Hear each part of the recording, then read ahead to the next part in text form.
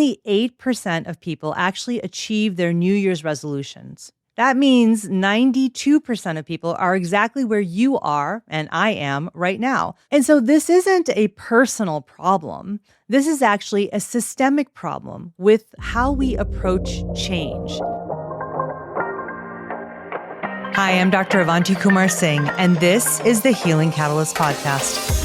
I'm a medical doctor with over 20 years of experience and also a lifelong practitioner of Ayurveda. I created the Healing Catalyst podcast because we all deserve a different kind of conversation about health, one that's honest, holistic, and rooted in both science and soul. On this show, I'm joined by the world's leading experts to give you science-backed tools that you can start using today and actually stick with to build real health and longevity. I am so glad you're here. Now let's get to it. Well, hello, my beautiful friends. Welcome back to the Healing Catalyst podcast. And if you're new here, welcome. I'm Dr. Avanti Singh, and I am so glad that you're here today with me. I'm so excited to be back with you again for another solo episode. You know, the response to my solo episode at the end of the year on December 30th about reframing New Year's resolutions was so positive. I mean, I heard from so many of you who reached out and said that you wanted more of these solo episodes with me and you.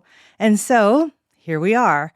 I really want to have a lot more of these real conversations about change and healing and health and how we show up for ourselves every single day. So I'm bringing back my Spark This episodes. Some of you that have been longtime listeners of the Healing Catalyst podcast probably remember these. They're meant to spark new ideas, a shift in perspective, a different way of thinking. And I'm going to be doing them once a month from now on, along with my regular guest interviews. So thank you for telling me that you wanted more of my solos because I haven't been doing them for a long time and I'm ready to get back into them. And while we're talking about new things, I also want to tell you about something that I've been building that I'm really excited about. Now, as many of you know, last year I co-founded a company called Ayurveda, and it launched last June. And many of you already know Dr. Thanmeet Sethi, as she's been on my podcast many times, and I know that all of you really love her as much as I do. Well, Thanmeet is my co-founder. Now, Ayurveda is a wellness company that is personalized medicine for women that are navigating perimenopause, women who are dealing with issues like insomnia, anxiety, weight gain, low libido, pain.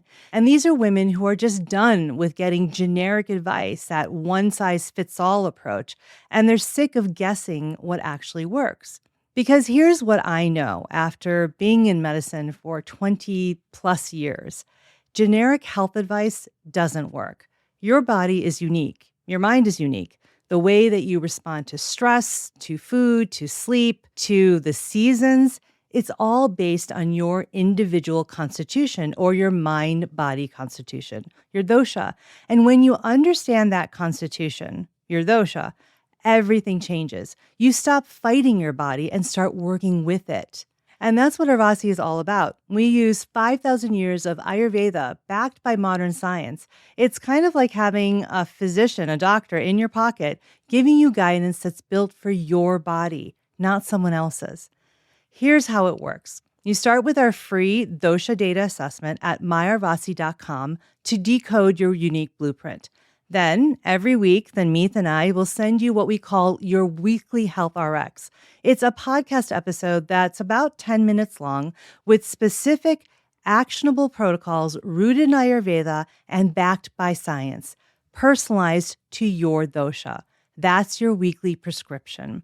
And we also have prescription toolkits, which are physician-curated supplements, rituals, products, all chosen by myself and Thanmeet, that match your specific constitution. And everything in that toolkit is what you'll need to actually implement this guidance, but you can also do it without the toolkits. Now, when we say it's rooted in tradition, backed by science, and personalized for you, we really, really mean this. And if you've already taken the dosha data assessment, you know what I'm talking about. Understanding what your dosha is unlocks so many things. It unlocks so many aha moments and light bulbs, right? And if you haven't, that's your starting point. It'll take you 5 minutes, and then you'll understand so much more about why you are the way you are.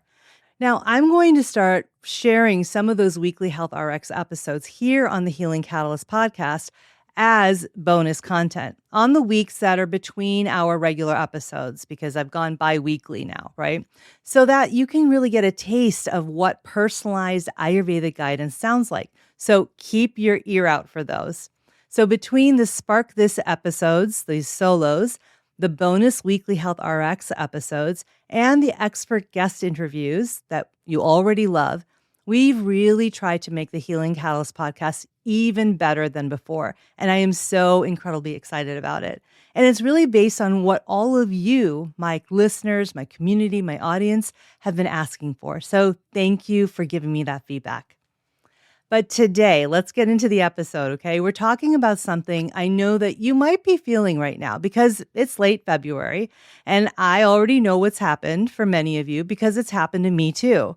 So let me guess, the gym membership that you signed up for on January 1st, with all that hope, all that energy of this year is going to be different, and you haven't been to the gym in weeks. And those meal prep containers, clean them up. They're sitting in the cabinet all nice and pretty, but they're unused. They're quietly kind of judging you every time you open the cabinet or every time you call for takeout or you warm up a packaged frozen meal because you're just too tired to think about dinner. Or the habit tracker, the gratitude journal, the app that was going to change everything for your health, right? Haven't used any of those. They're just kind of sitting there, never been opened. And it's been like that for weeks. Actually, about 8 weeks, right? Because we're at the end of February and all these promises were made to ourselves on January 1st, 2 months ago. And here's the part that really gets me, okay? The part that I know you're probably feeling because I'm feeling it too. You're not just disappointed. You're starting to believe that maybe something is wrong with you because everyone else seems to be able to do this. And you're wondering why you can't. And I need to tell you something. I need you to really hear this. Nothing is wrong with you. You were actually set up to fail, and I can prove it. I'm going to give you some science and some data to really show you why this is true. You know, Western wellness culture has sold us this idea that change is all about willpower, about discipline, about pushing harder, waking up earlier, optimizing more. And if you can't do it, that's on you. You didn't want it badly enough. You're not committed enough. You're lazy, right? Those are the things we think about ourselves because that's what we're being told. But that's a lie. It's a lie that actually sells a lot of gym memberships and diet programs and productivity apps and journals and, everything. And it completely ignores how your body actually works, how your mind actually works, how the seasons work, right? It really doesn't take into account who you are and how to really leverage how you work. So let me show you what's really going on. But first, I want to share a story, okay? I'll tell you about my January, not this year, but actually last year. Last January was 15 months after I finished treatment for breast cancer. I've told all of you about this breast cancer journey that I've been on, right? And I can tell you last year, you can ask my family, my friends, I was so fired up. Actually, you could even ask my doctors. I was fired up and ready to go because I had made it through one of the hardest things in my life. 8 cycles of chemotherapy, a double mastectomy, 15 radiation treatments. And I expected, no, actually I demanded, because that's my dosha, I demanded that my body be back and stronger than ever, back to pre-cancer strength, back to pre-cancer endurance, back to pre-cancer stamina. I had all these plans. I had the workouts, the protocols, the goals, and then I crashed really hard. Now, here's the thing. I know myself. I'm a Pitta Kapha. I've studied Ayurveda my whole life. And so I know that my Pitta nature, that fire, was the part of me saying, you should be better by now. You should push harder. What is wrong with you? You've done the treatment. Come on, let's get on with it. Pitta is that competitive fire, even with ourselves, and especially with ourselves, more than other people. And I know that my Kapha nature, which is part of my Pitta Kapha, that earth energy, was the part of me that was sort of feeling like when that pushing didn't work, I just wanted to give up entirely. Forget it. It's too hard. I'm done. Because here's what happens. Pitta That pitta fire in me, it pushes until it breaks. Kapha, on the other hand, collapses when it can't meet its own expectations. And so if you're a pitta kapha like me, you have both. It's kind of a problem. But because I know my dosha, because I understand how my mind and my emotions actually work, I caught myself. I saw the pattern. And instead of spiraling into that what's wrong with me place, I asked a different question. Not what's wrong with me, but what does my specific dosha, my mind body type, actually need right now to be successful, to follow through on all the things that I want to do for my health and my happiness?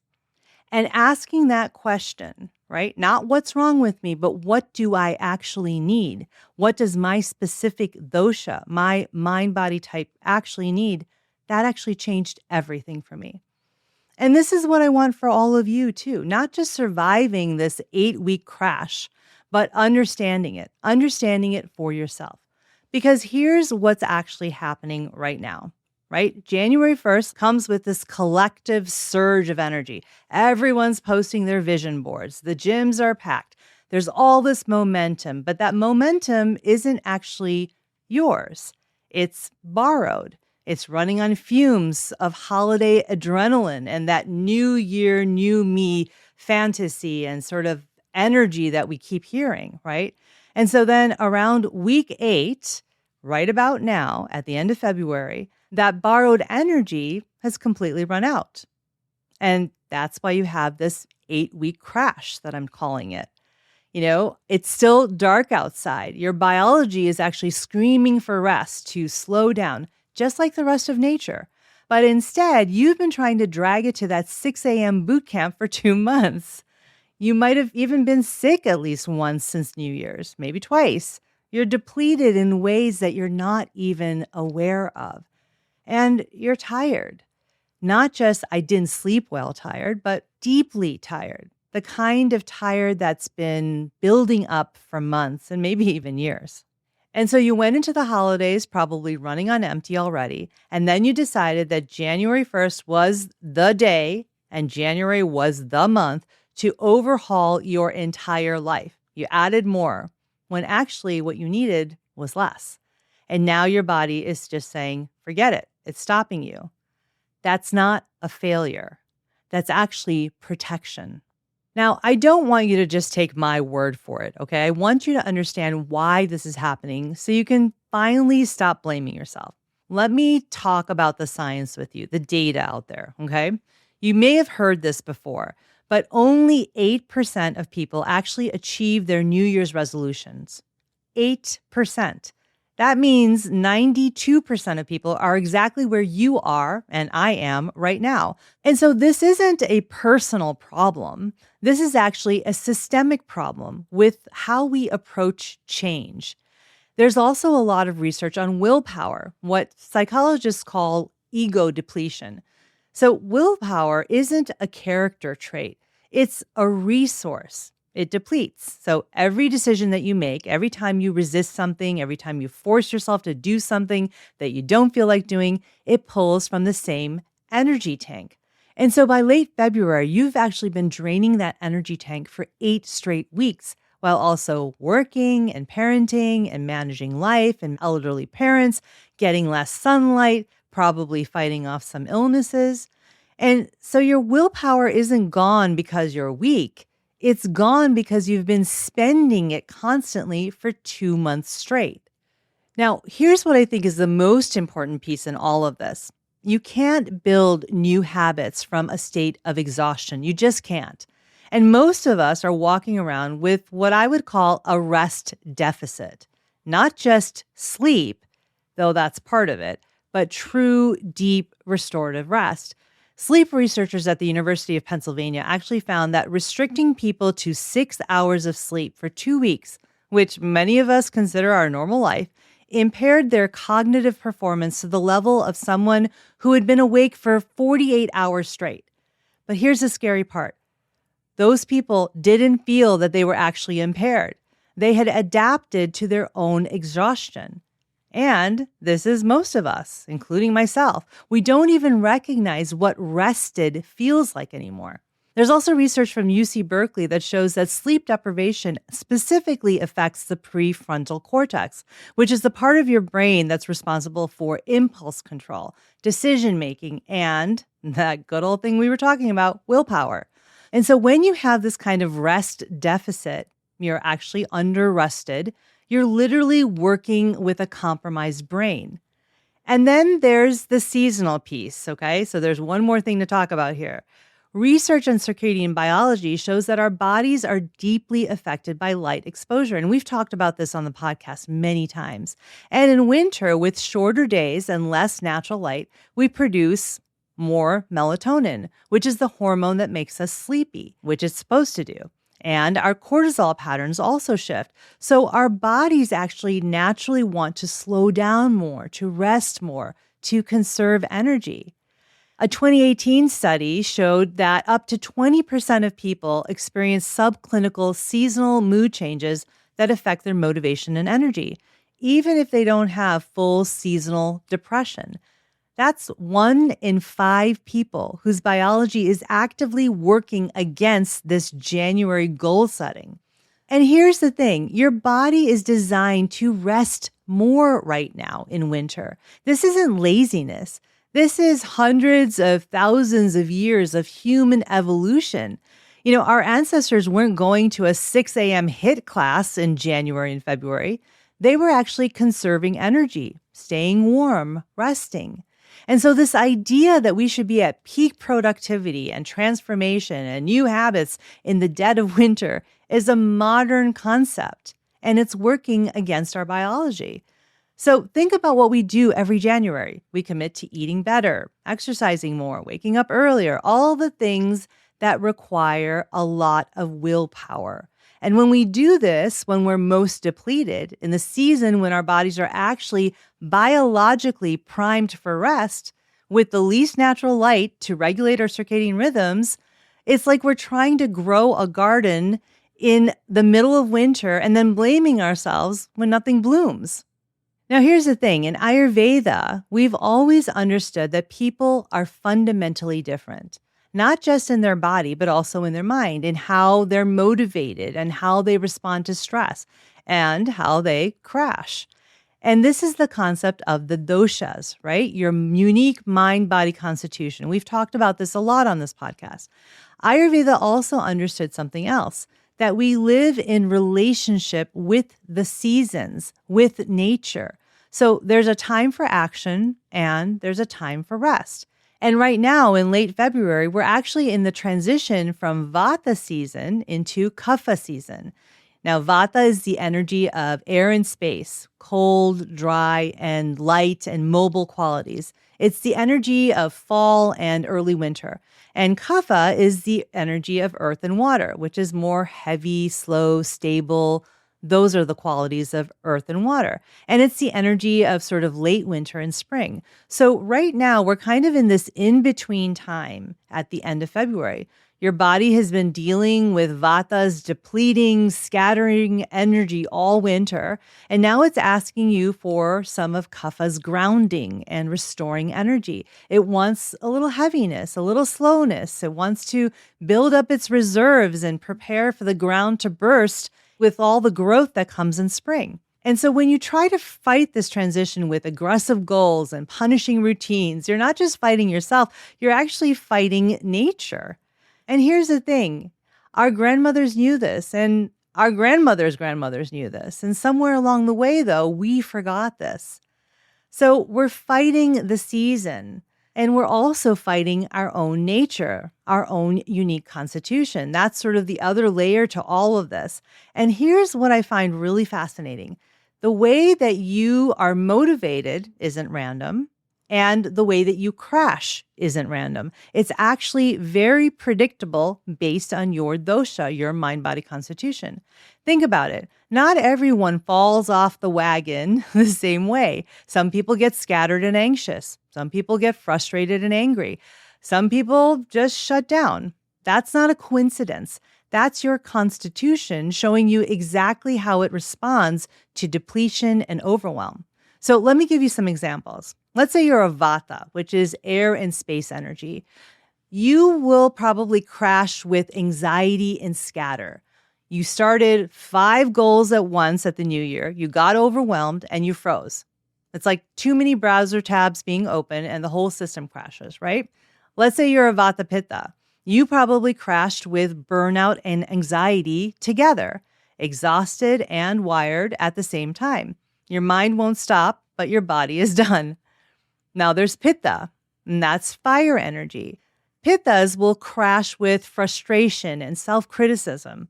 You had the perfect plan, and when it didn't work, you turned the anger inward on yourself. And then there's Pitta Kapha, which is me, right? I already talked about this. And we crash with pushing until we break, and then we collapse. Overdrive, and then complete withdrawal. And then there's Kapha, earth and water energy. This crashes with heaviness and inertia. You just sink. And trying to get your momentum back feels impossible. You're kind of stuck, and that stuck is different than lazy. So that's important. So do you see why just saying to someone, be more disciplined and have more willpower doesn't work? That advice assumes that everyone is the same, that everyone's brain works the same way, and it doesn't. So you're probably asking, what do we do instead? Well, here's where I want to flip everything that you've been told about getting back on track.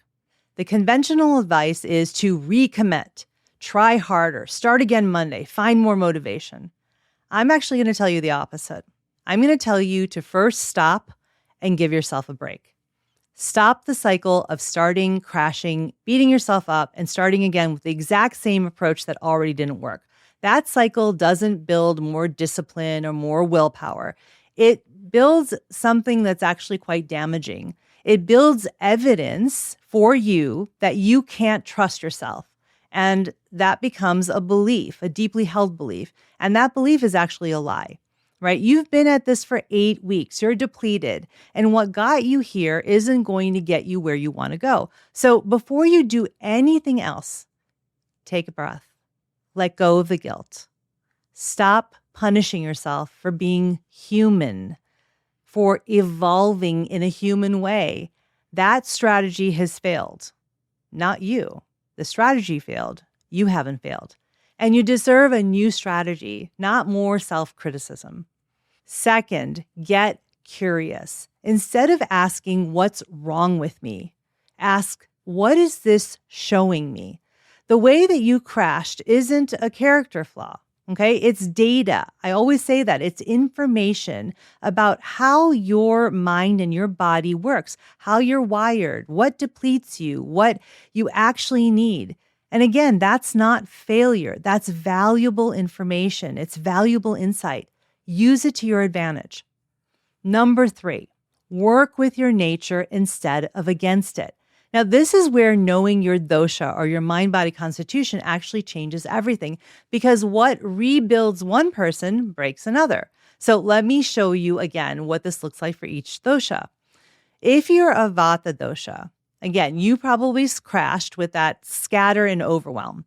Too many goals, too many choices, your mind going in 5 directions all at once. And your one thing is to simplify to a single habit with a single trigger.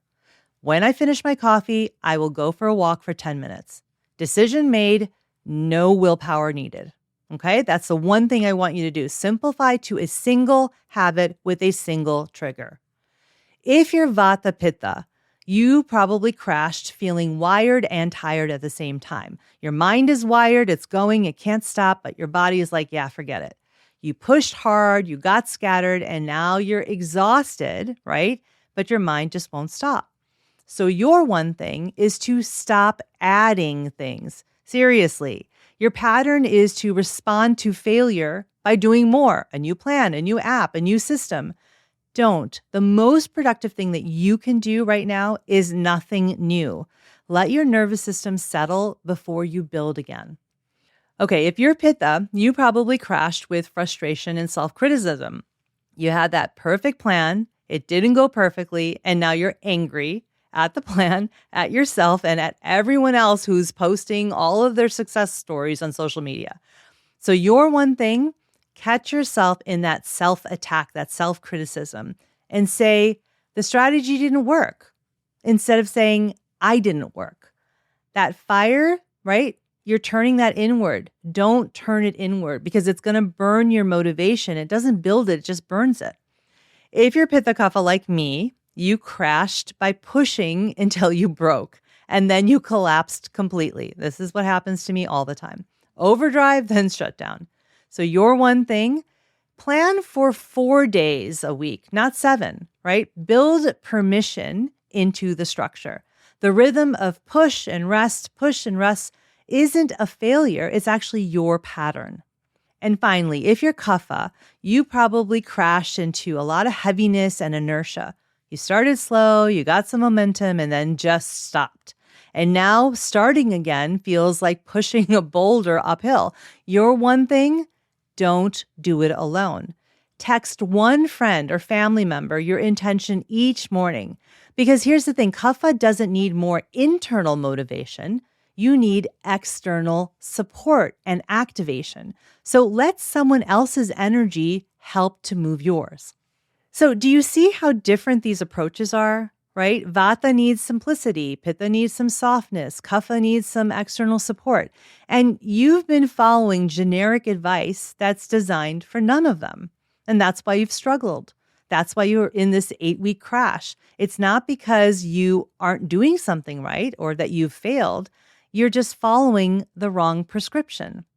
And so if you don't know your dosha yet, that's your starting point. Take the free assessment, the free dosha data assessment at myayurvasi.com. It's linked in the show notes for you, because that's the first step of finally understanding why you work the way you work. And then you'll see what your pattern is. Now, here's what I want you to take with you, okay? The 8-week crash is not a personal failure. It's a predictable result of following generic advice that ignores your mind and your body, right? Your unique constitution. It's also fighting against the season instead of working with it, and then pushing your body when it was asking you to pause, right? You don't need more discipline. You don't need more willpower. You don't need to try harder. You just need a different approach, one that actually fits who you are and how you think. Okay, so please let go of the last 8 weeks. Start over, okay? Just say, I didn't do anything wrong. I've just been really hard on myself. And you don't deserve that. The plan failed. You didn't fail. And because I really need you to hear this, I'm going to say it again. The plan failed. You didn't fail. Okay, my friends, that is everything I have for you this week. If this episode helped you, if you felt really seen or something clicked, share it with someone in your life who needs to hear this. Someone who maybe is being really hard on herself or thinks that everyone else has figured it out except for her. Send it to her. Let her know that she's not alone and that there is a better way. Okay, friends, I will see you next time. Remember, healing isn't just possible, it's in your power. Thanks for being here. Until next time, be well.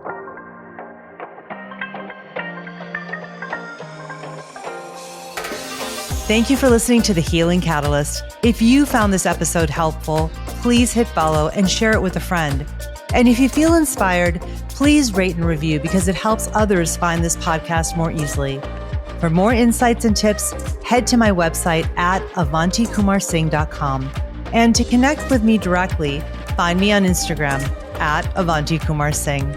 I loved sharing this episode with you. My hope is that you heard something today that sparks a catalyst in your healing journey and helps you build lasting health. Be well, and I'll see you next time. This is a Dante 32 production.